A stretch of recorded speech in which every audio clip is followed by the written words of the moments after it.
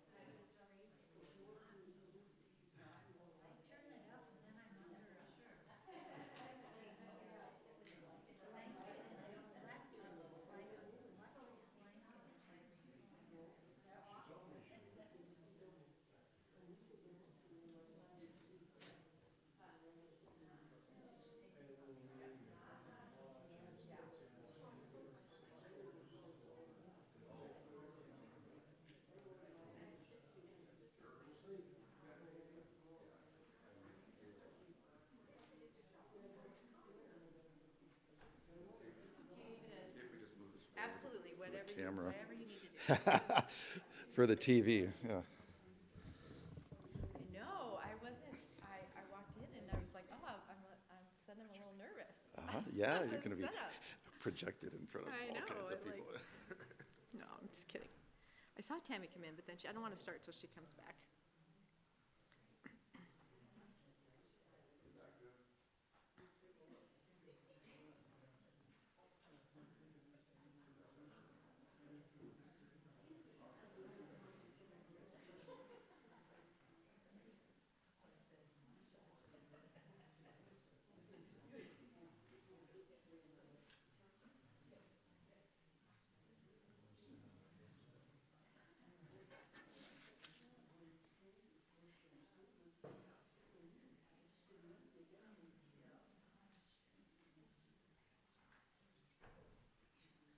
Thank you.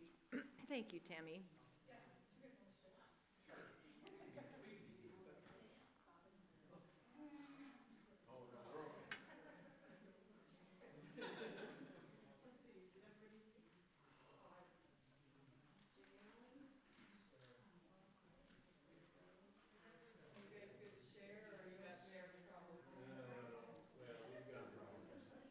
Did you want to say anything to begin? Okay.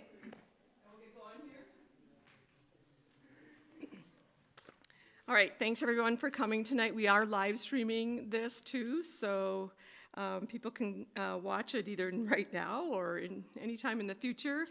So I'm grateful for your presence here tonight and grateful for Rachel Bauman, who's the Association Minister for the Wisconsin Conference. And we are so lucky to have her as our resource person. She is incredibly capable, articulate, supportive, and I call and email Rachel a lot, and she just really provides really good support to pastors and so many people. So we're grateful for your ministry with us. After she's done presenting, I will have the handheld mic, and you'll have opportunities to ask questions, but please wait until I get to you to use the microphone so that people watching on the live stream will be able to hear your questions. All right, thank you, Rachel. Hello, so nice to see you all and so many faces that I know. And I was saying to Carol that every time I drive into your parking lot, I just think, I love this congregation. So thank you to Tammy for inviting me back and to all of you for coming out this evening. What I'm going to talk about, what I think Tammy asked me to talk about, so I'm going to say that just to make sure that's what you think you're here for, is talk a little bit about the search process, talk about the lay of the land for search, both nationally and here in Wisconsin. Very high level overview of the search process as it is now in the Wisconsin Conference, as it's changed over the years. I'll talk a little bit about what makes a successful search, qualities, characteristics of successful searches. And then Tammy asked me to touch a little bit on characteristics of thriving ministries. And so a couple weeks ago, I gathered together with my colleagues and we looked across our conference at congregations that we would consider are thriving in one degree or another, and we thought about, well, what's making that happen? And so have a little bit to say about that.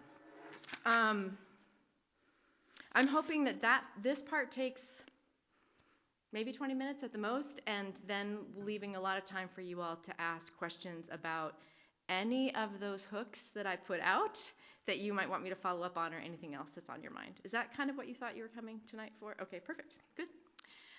So briefly, the lay of the land for Search and Call, what I would say about it is it's definitely a candidate's market, meaning that this statistic is true nationally across denominations, not just in the United Church of Christ. For every one candidate looking for a job, there's 3 congregations open. And that's certainly true in Wisconsin. So what that means is that candidates have their choice of places. Searches are taking longer. There are not as many candidates looking as there were 5 years ago, certainly nowhere near as many as there were looking 10 years ago. So that's the potentially challenging, maybe bad news. The good news for you all is that in that challenging search and call market, congregations that are offering full-time positions in congregations that are in desirable areas are doing,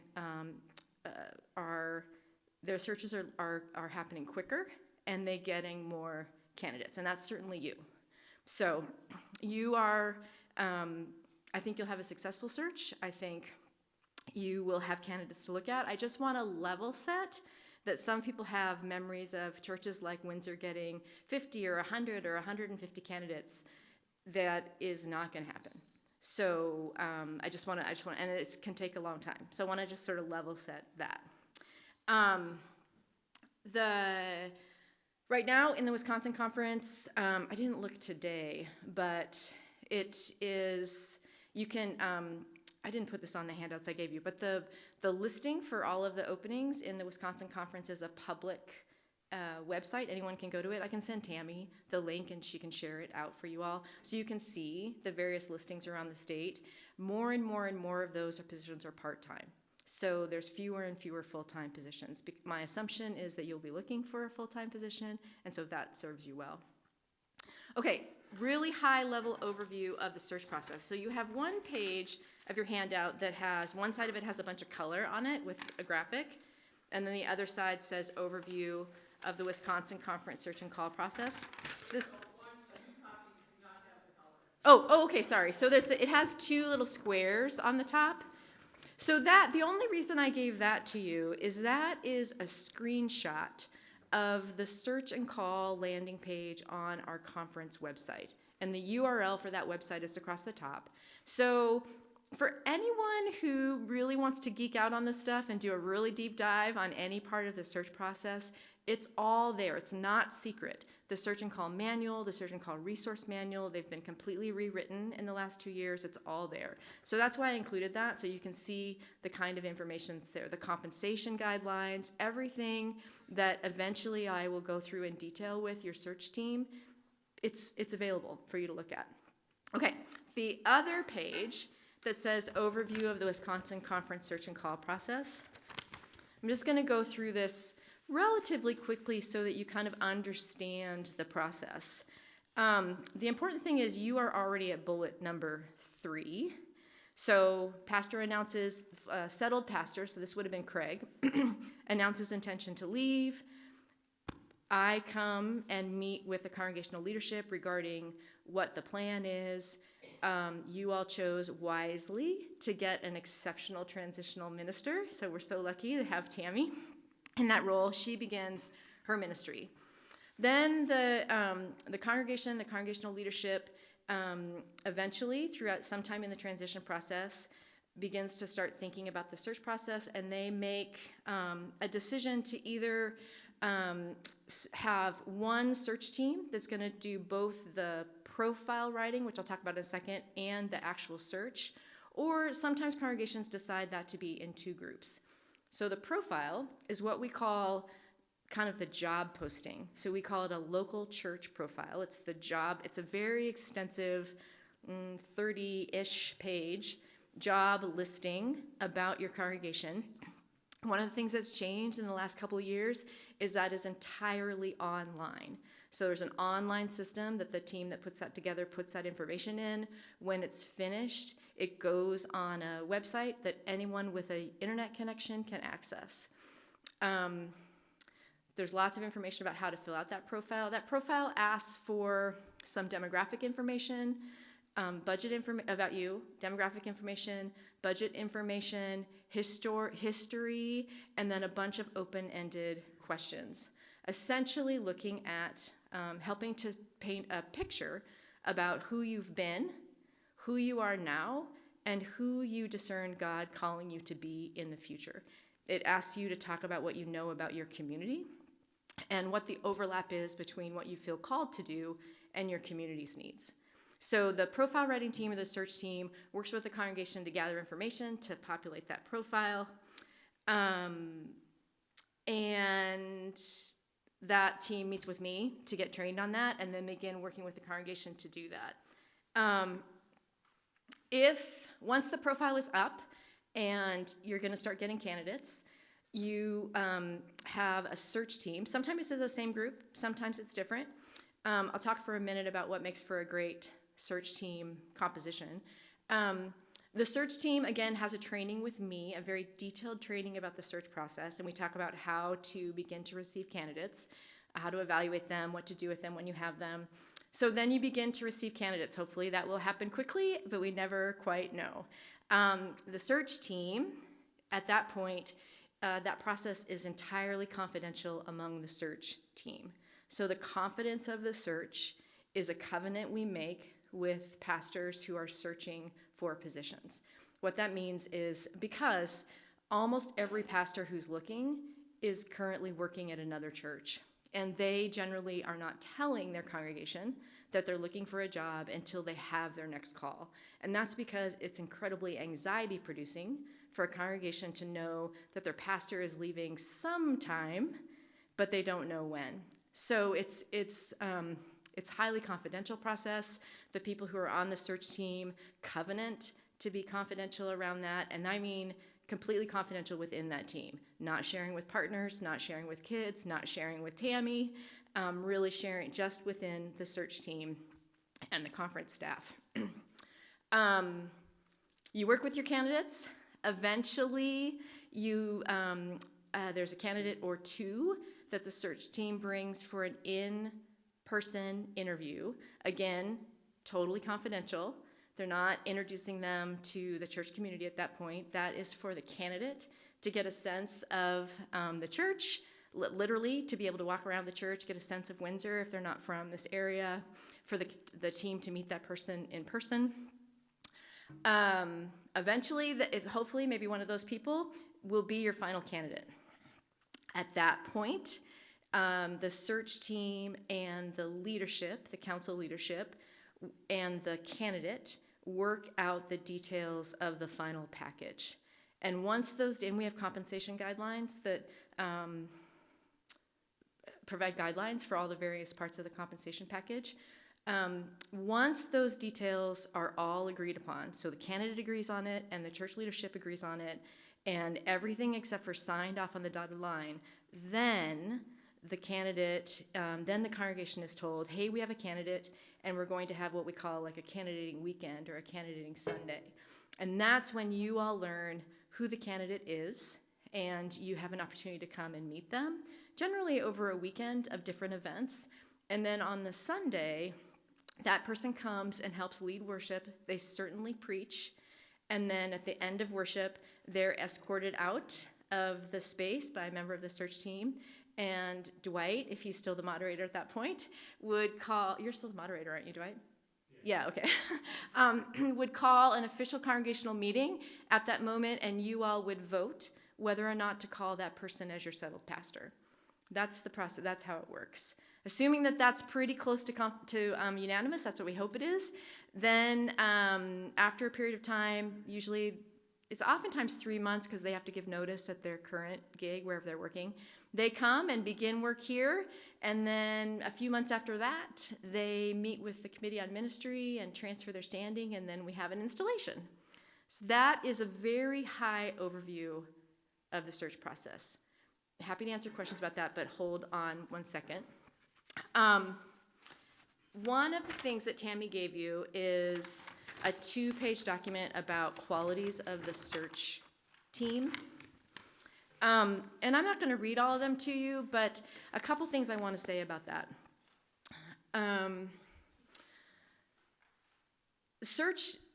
Being involved in a search team, profile writing team, search team, is a huge commitment. And really that commitment is in 5 areas. It's a faith commitment. Yes, you're making an HR decision, and it's spiritual work. You're listening together with the Holy Spirit to discern the movements of the Spirit for this church at this moment. So it requires a spiritual commitment. It's an incredible time commitment.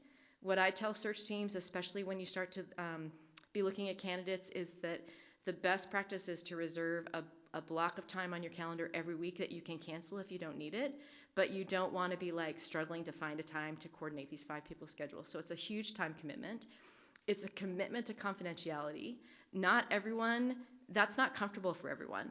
And so that's a really important thing to think about. Can you hold this confidence with the people that you live with?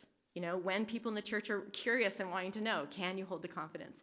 It's a commitment to consensus, to working together with this group of people to have consensus. And I do a lot of training with the team around what consensus is and how we work on that.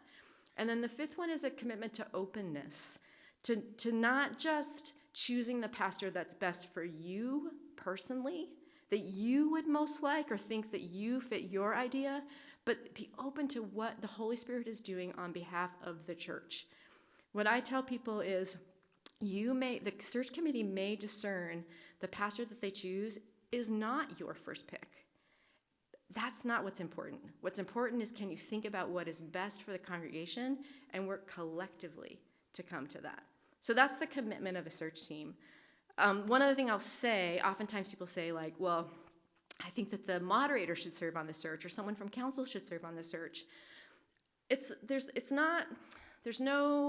Well, first of all, in the UCC, I wouldn't want to, nor do I or we have any authority to tell you what to do. You probably already know that. What we can do is give you best practices and guidelines. And the best practice is to certainly not have the moderator, but really to not have anyone who serves on council also serve on the search team. And there's 2 main reasons for that. One is just really logistics and time. They're both the most extensive time commitments in the church, and to have someone doing both of those is really too much for them to be able to do both of those jobs well. The second one is, the simplest way to put it is, it's too much power concentrated in a small group of people. You really want, and I mean power in the best sense, but you really want those 2 teams to work exceptionally well together, for there to be nothing but trust between them and good communication, but not the same people in both those rooms. Happy to talk about that more if you have questions about that. Okay, that's the search process. Some things that make for a successful search: thoughtful and intentional search team selection. The role of the chair, especially crucial.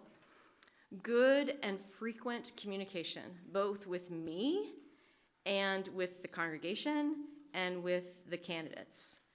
I cannot overemphasize how important that is to a functioning team, the ability for people to communicate well.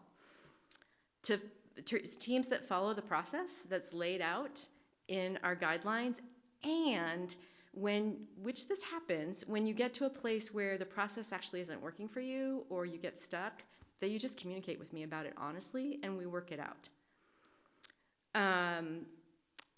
Searches that are honest in their profile about who the congregation is, the gifts and the challenges, the things that you're so proud about, and the things you're like, oh yeah, this is really true of us, we wish it wasn't, but it really is.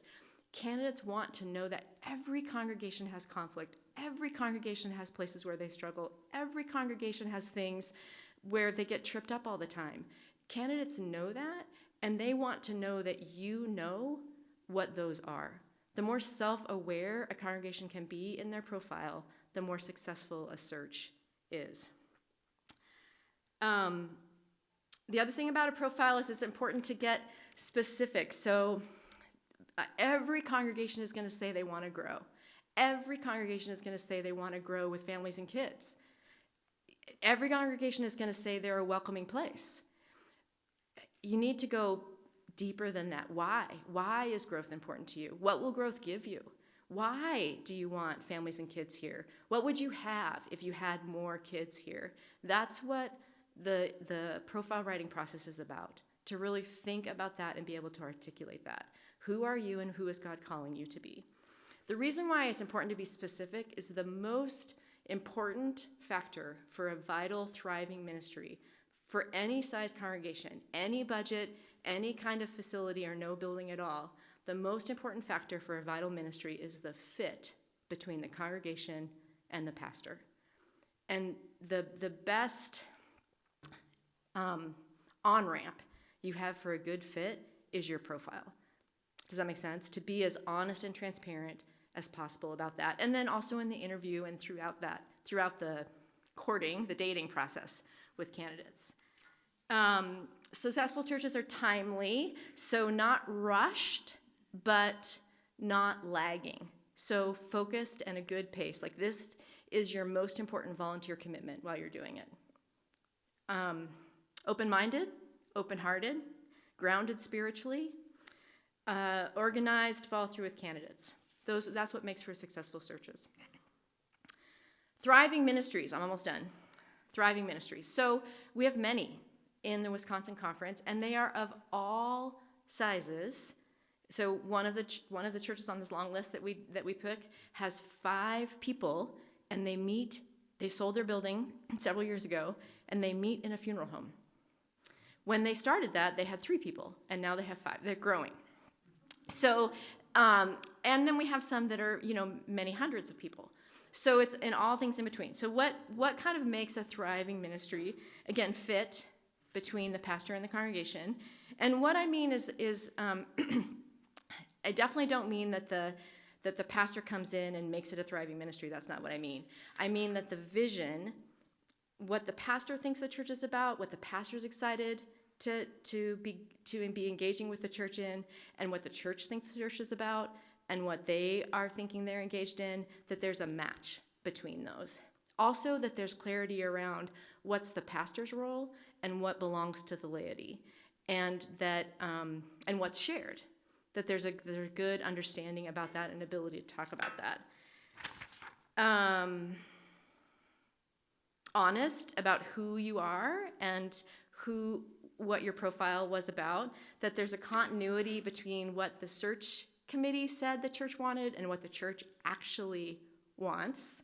Sometimes what happens is the search can be I feel a little heartbroken about this because I totally have tenderness around this. Like the search team is so aspirational, and they see what they hope the church can be, but the church is not there. And so then the pastor comes and they feel like they've been led there under false pretenses, because then they get to know, because really who they know is the search team. That's who they get to know intimately in the process.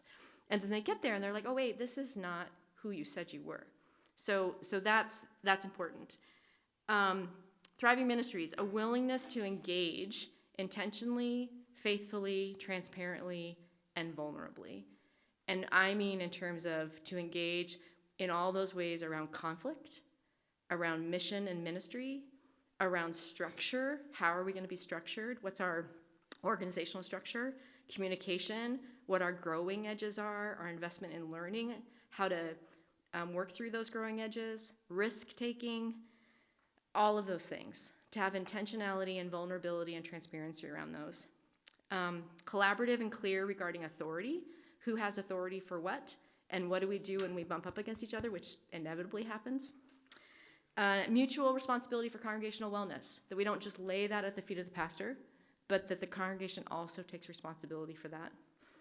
And then, we kind of laughed when we came up with this because, we, the conference staff, the field staff, were the ones coming up with this list. On our list was congregations that are connected to the conference, which of course we think of, but what I mean by that is different congregations are connected in different ways, but that there's some linkage with their broader covenant of the UCC in Wisconsin. And the reason why that helps is because congregations mutually resource each other. And I can only know how to support you to the degree that you let me know.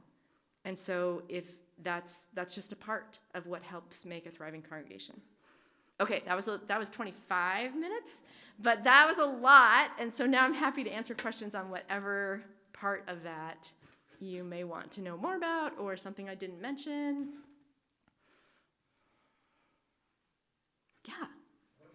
Oh wait, there's a microphone coming so that folks online can hear you.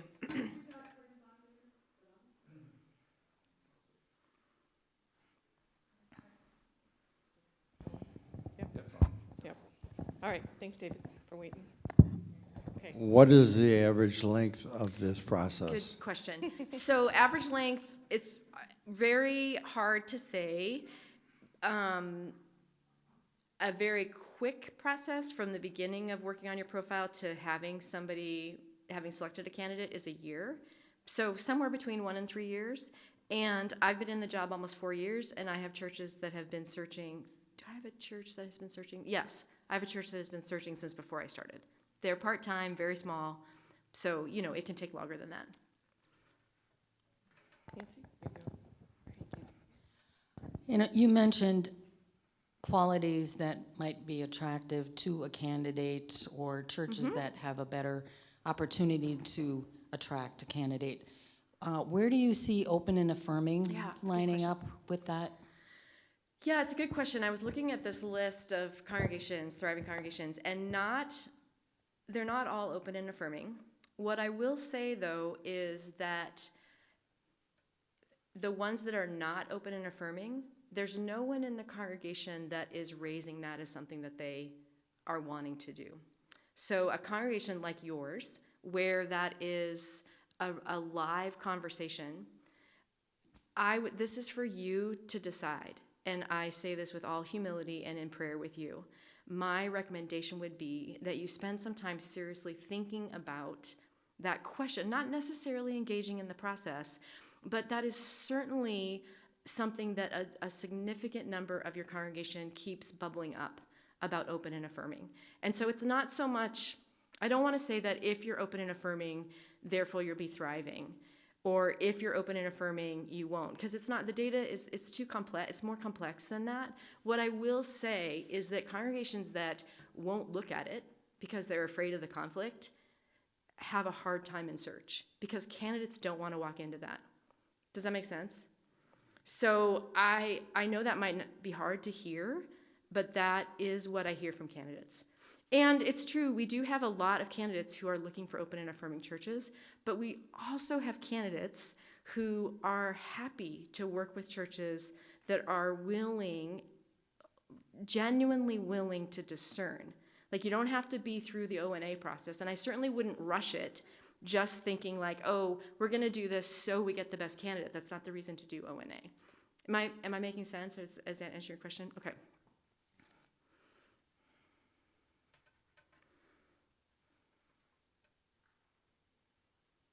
Other questions?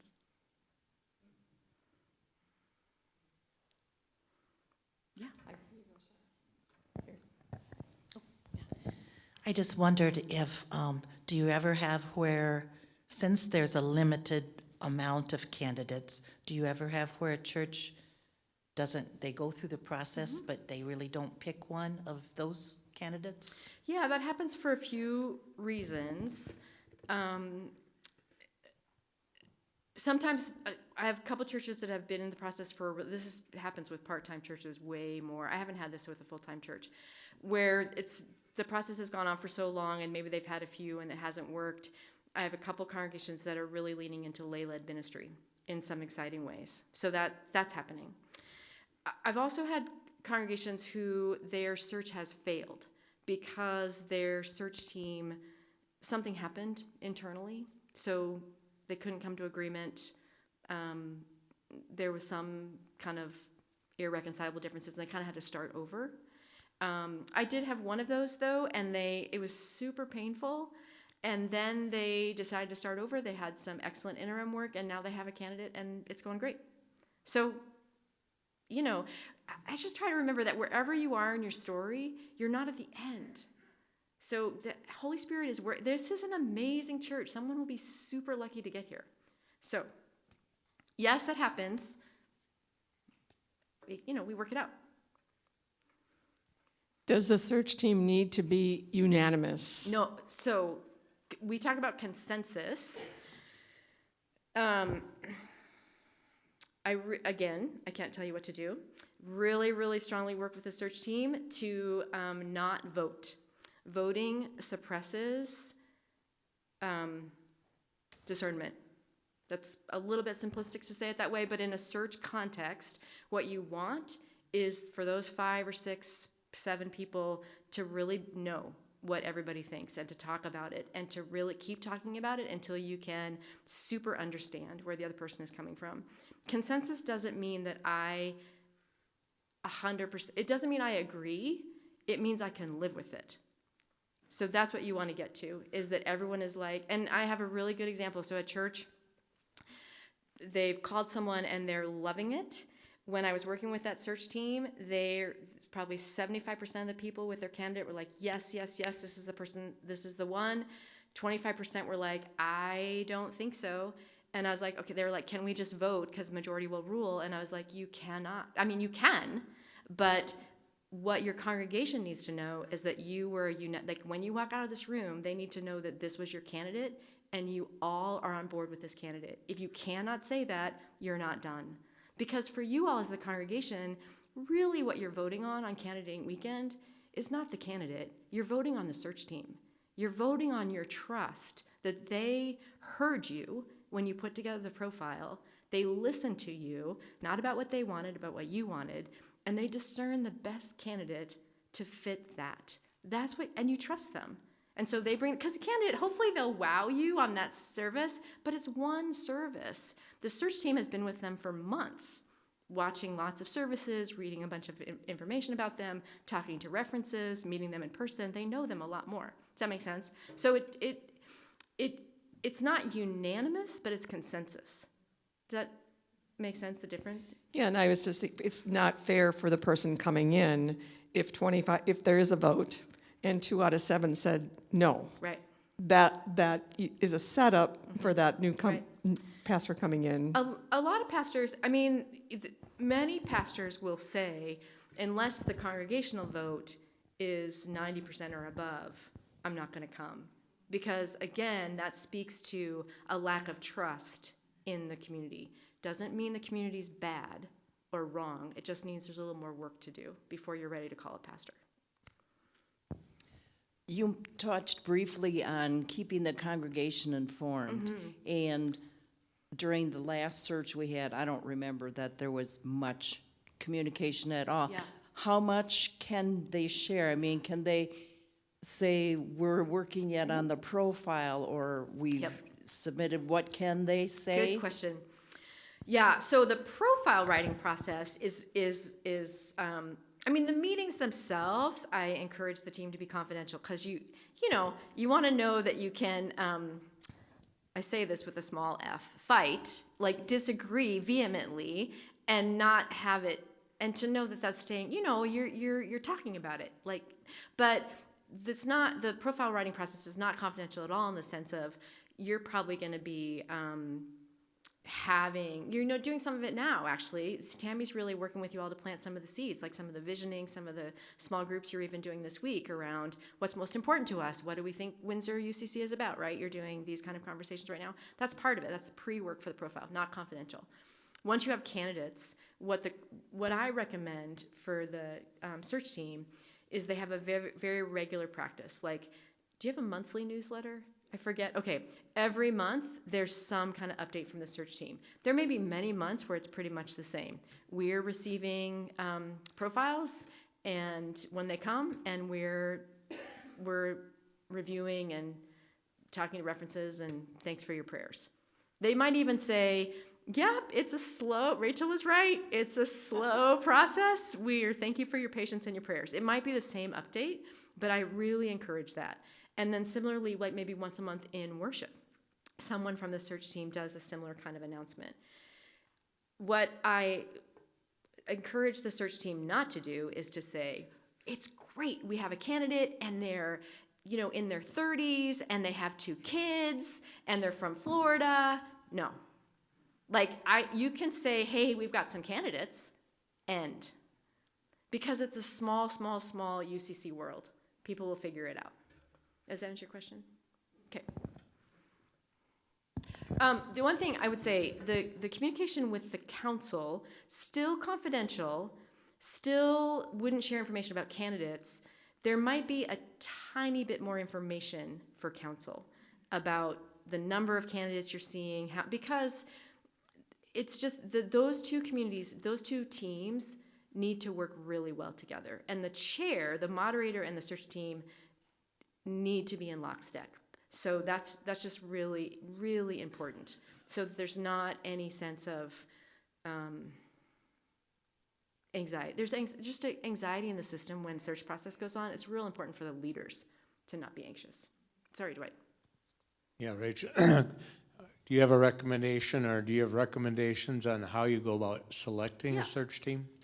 So, churches do it a couple different ways. There's what I gave you, and in the search and call manual and the resource manual, there's some really good, almost like a job description for the search team. So I would share that widely with the congregation. So, and then invite people to both honestly reflect on themselves. Like, am I actually really good? If I'm interested, I might want to do it, but am I actually a really good candidate? Do I actually have the time? Can I hold confidence? Am I okay with conflict? Am I actually a good candidate, right? To have some self-evaluation around that. And then to think about people you might want to surface. Ultimately, so some congregations, you should look I can't remember in your bylaws, most congregations, the decision rests in the leadership, in the council. Oftentimes, a council will seek nominations, and that's probably what I would recommend. And then you're looking at it for a broad representation, right? So folks who've been part of the congregation for a long time, people who are new, folks who have young kids or are connected to a community with young kids, people who aren't. Maybe people who are, if you're really clear about a particular kind of ministry or a particular area you're wanting to grow in or a place that you struggle, you might want to have that. Sometimes people say to me, it's like, well, we should have this person in because they're often the naysayer, and so if they're in the mix, then it'll be better in the long run. I have not seen that go well. I'll just say that. You don't want people who all think the same. That's not what I'm saying.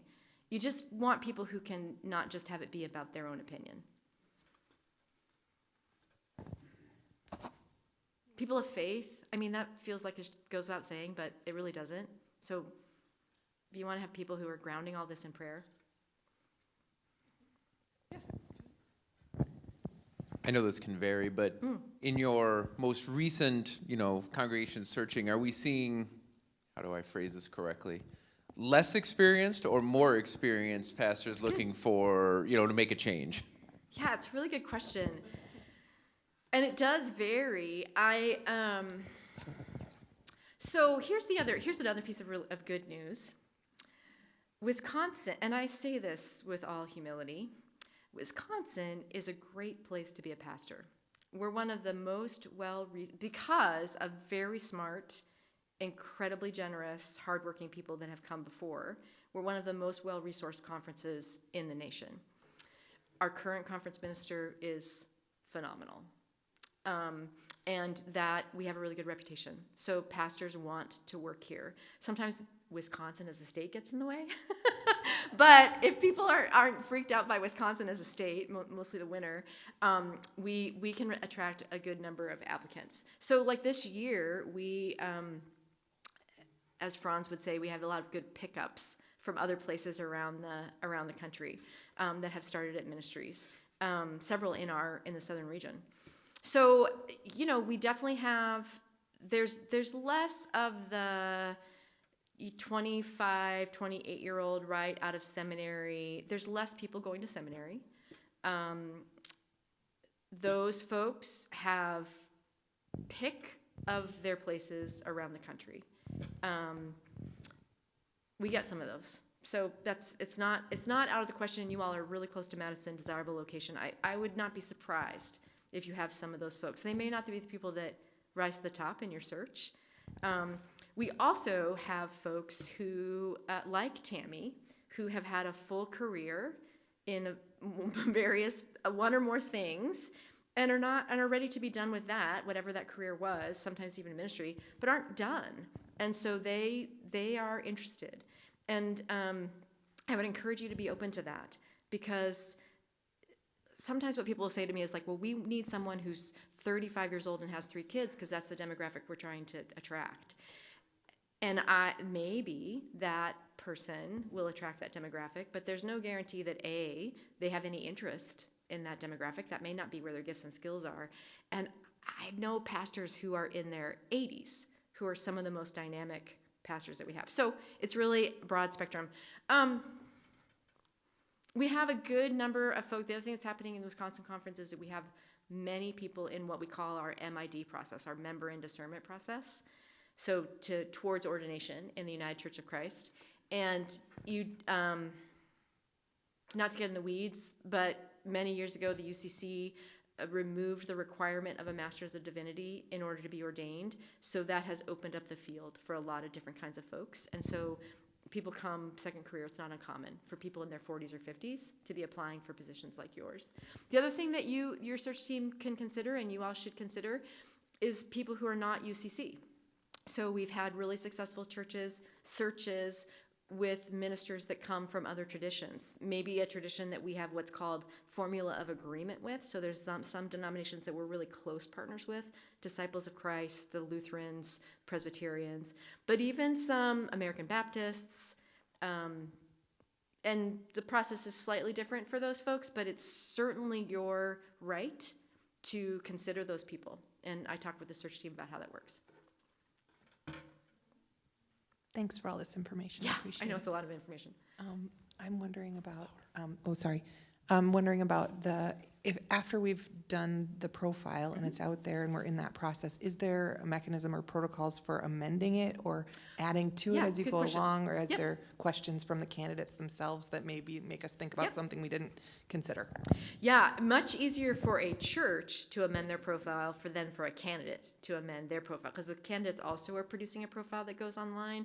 And for a candidate, once you submit it, you're not allowed to change it for 3 months, except for demographic changes like address and stuff like that. Churches, you can change it anytime you want. You just tell me like, oh, you know what? We need to totally rewrite this section. I'm like, great. And we just put a new one up. Not a big deal.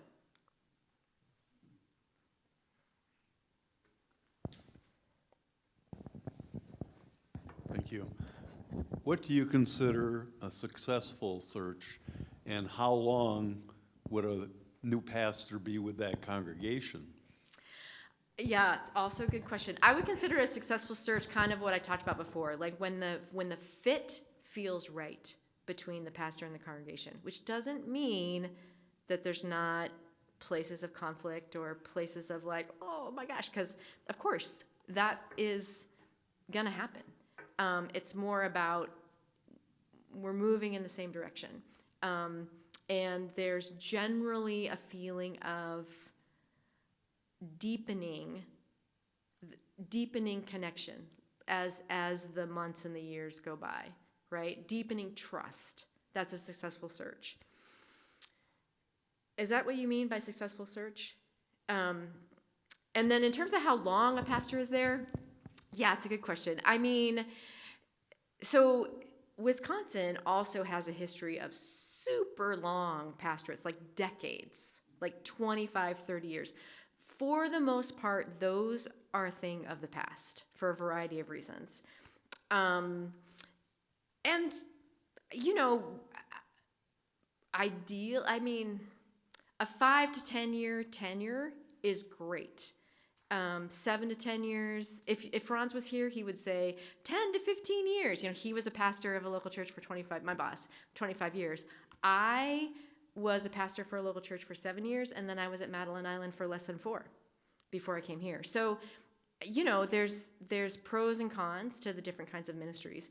If a ministry is less than 2 years, that's tough on a congregation. It doesn't mean it's bad. Doesn't mean you won't get good things out of it. Won't mean that there won't be blessings or things that you learn. Doesn't mean that you failed even. It's just tough because you're going to be tired. You're going to be like, really? We have to do it again? But it happens because people's lives, things happen. Their spouse gets transferred. Their parent gets ill. Their kid has a grandkid, and all of a sudden they decide they need to be where that is. You know, things happen in people's lives.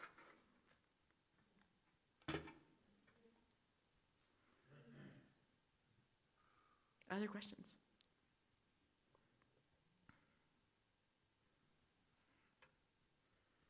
I can't read the bubble. We still have 15 minutes. I can't read the bubble above your heads. Are you feeling, are you feeling excited? Like what? I mean, it's okay. You don't have to have questions.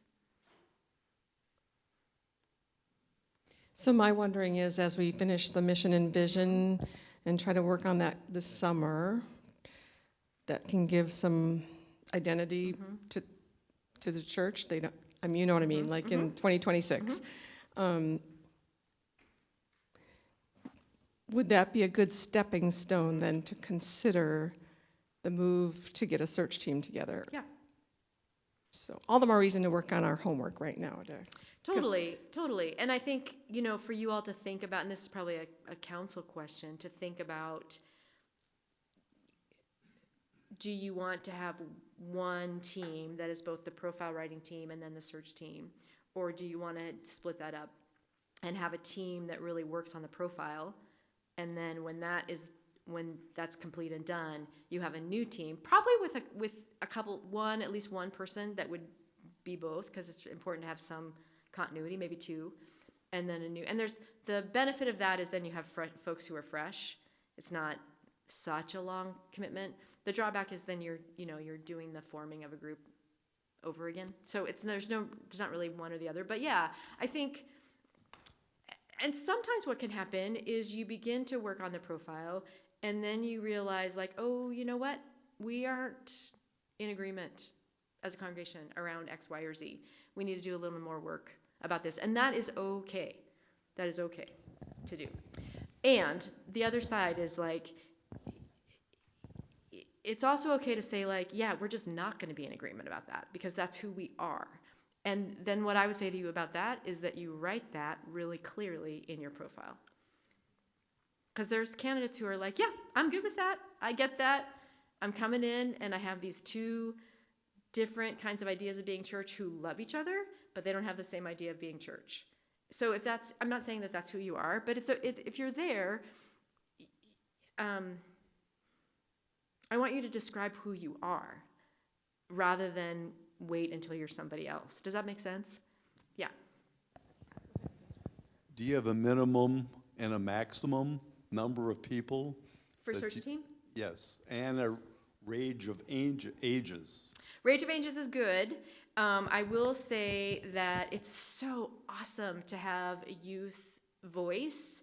It can be hard for particularly high school students to make the kind of commitment, but that doesn't mean they can't have a role in the search team or be significantly involved. So that I'm happy to talk with you about how that works. So yeah, range of ages is really, really important, not just for the perspective it'll bring, but for the candidate. You all have a range of ages in your congregation. It's a strength that you have. You should show that to your candidates and your search team. That will be impressive to them. Number of people. 5 to, 8 is the outer max, mostly because that's a lot of people's schedules to try to coordinate. Less than 5 would be hard to imagine that you would get the breadth of this congregation in less than 5 people. So somewhere in between there.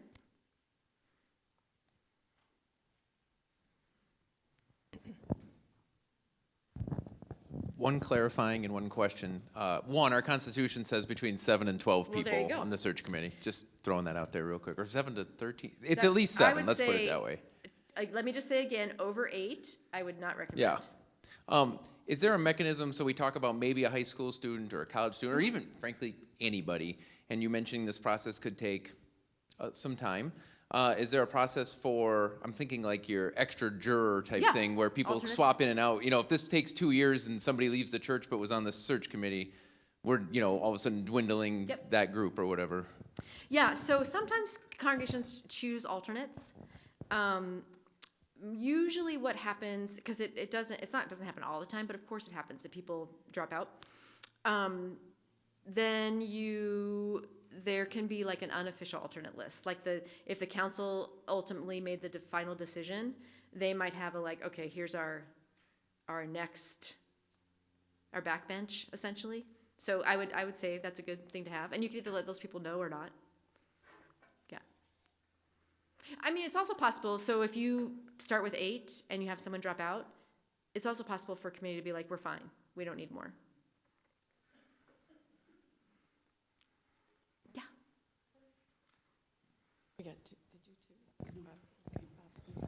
What's one question that you think we should have asked that we haven't, or something that we should know that we haven't talked about yet?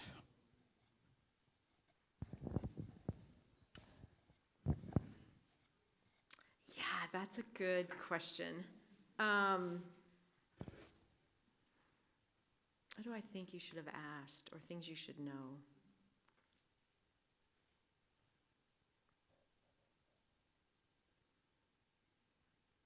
Here's what's that? Is AI going to help? I mean, people use AI to help with things. I mean, yeah.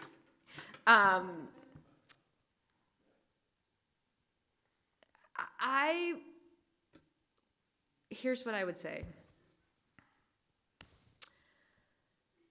The more you all can continue to do what I know you have been doing for the past year and a half, almost 2 years now, and I mean leaning into things that are uncomfortable, talking together about things over which you do not agree, holding the possibility that, for me, I might be wrong on, not that there's one right thing, but I might need to change. I might need to let go of this thing that I really care about in order for the church to move forward.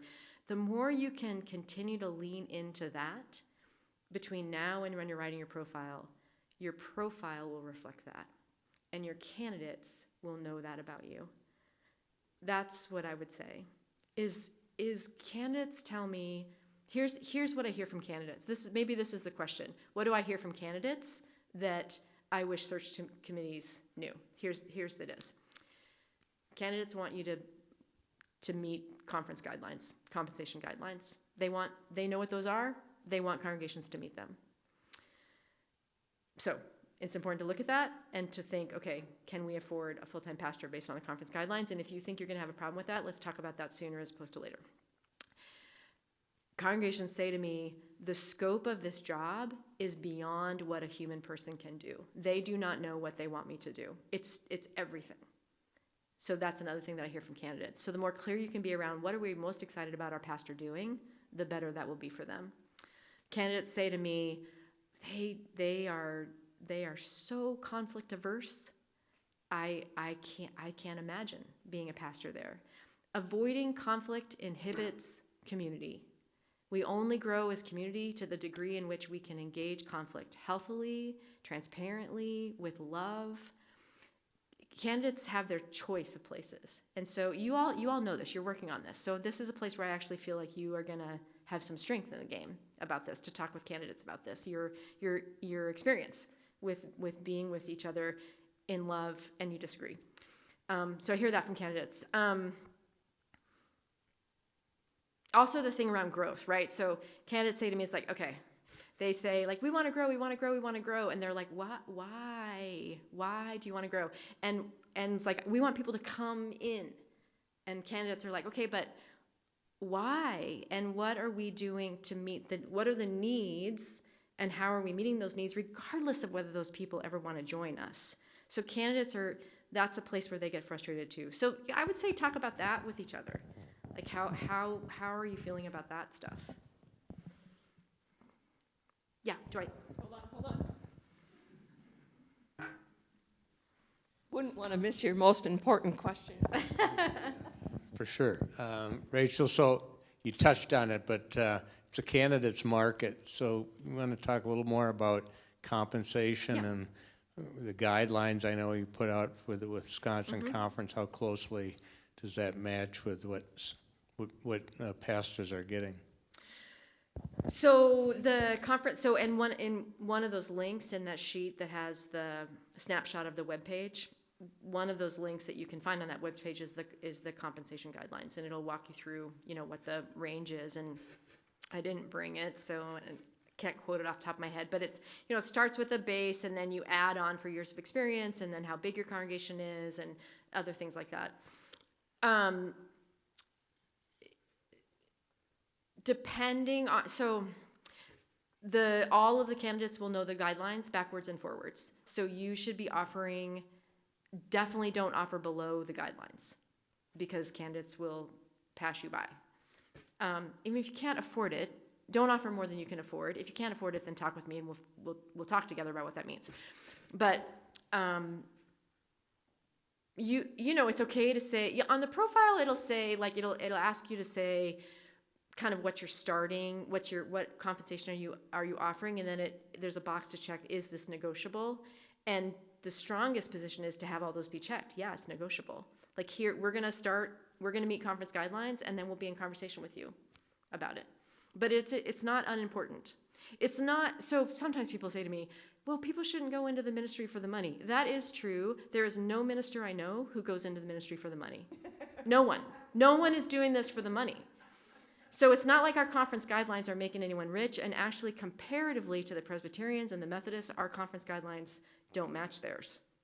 We really try to thread the needle between what churches can do and what folks need to live full-time in places like Dane County. So I hope, is that answering your question, Dwight? It's a good question. But I think this is something you can do now is leadership, and I know you already have, leadership can be looking at those guidelines. And if you have questions about it, be in conversation with me, or even better yet, Andrew Warner in our office. So I've got some minister friends, when they come into a new church, they're asking for 8 to 10 weeks off. Oh, yeah. 4 weeks for vacation, 2 weeks for professional, so getting 6. used to the higher amount of what people are asking. Thank you for that. So our guidelines also include things like that. So for full-time ministries, the base guidelines is 4 weeks of paid vacation, 2 weeks of paid study leave, so 6 weeks, and then a sabbatical of 3 months every 5 years, and that if a congregation isn't offering that, that's a big deal for candidates. So this is getting into the weeds maybe a little bit, but I mean, so, when you form the search committee and you know the realities of the church and what you can offer, do that up front rather than, bringing in candidates who you just know are, I mean, how would you it's a good question. That? So sometimes what churches will do will say, we can negotiate, this is we're starting at the baseline, and we can negotiate up to this amount. This is our maximum amount. Some churches, and I think it's awesome when you do that, to be transparent up front. Some churches don't want to do that for a variety of reasons. Sometimes there can be a little bit from corporate culture of like, oh, we don't want to show our hand. Generally what I say is the more transparent you can be, the better it is. But, and I can help you with that wording, but for sure, don't offer what you cannot provide. Thanks. And some pastors get creative and say, I'll be in worship, but I don't want to preach once a Yes. month. Yeah, So that's there's another other thing. big Yep. flexibilities the Yep. pastors are coming in and asking for, yeah. Especially with congregations that are moving from full-time, like they can't quite afford full-time. They want someone, but they can't pay for them full-time because of the kind of experience. So then they work it out like what Tammy said. So the pastor's like, great, then I'll work 75, pay me this wage, but I'll work 75% time, you'll get more time off. And again, sometimes that's the search committee is usually like, yes, absolutely. Sometimes that's a hard pill for the congregation to swallow because they don't quite know yet how amazing that pastor is. So that's another place where you might be wanting to be ready to be flexible. With very rare exceptions, with very rare exceptions, it does not harm a congregation to give more time off. It benefits you to allow your pastor to refill their well. And if it allows you to get someone that you really want, congregations are doing a lot of creative things. And, to be honest, too, it creates vitality in the congregation. I have congregations now where they fill the pulpit once a month in a way other than their pastor, and they wouldn't go back because they love what they're doing now for that 1 week a month. I'm not saying that's what's going to happen with you all, but it's good. I so appreciate your questions. Thank you I hope this was helpful. I'm so happy to stick around. Thank you, Yeah, my Rachel. pleasure. Those were all the right answers. Wow. Thank you. I'll offer a blessing as we leave and go to our homes for rest. And so, God, thank you for your spirit of love and grace that has been among us this night. We're grateful for Rachel's ministry, and we all pray for Windsor United Church of Christ and its ongoing ministry here and in the community. And we pray that your spirit would guide and direct us over the next few months to get a sense of getting a search team launched. And we know that your spirit will be faithful in guiding all of us to that end. And so we ask for your blessing as we move into our different homes tonight and experience your blessing with being at home. Amen. Thank you. Thanks, everybody, for coming.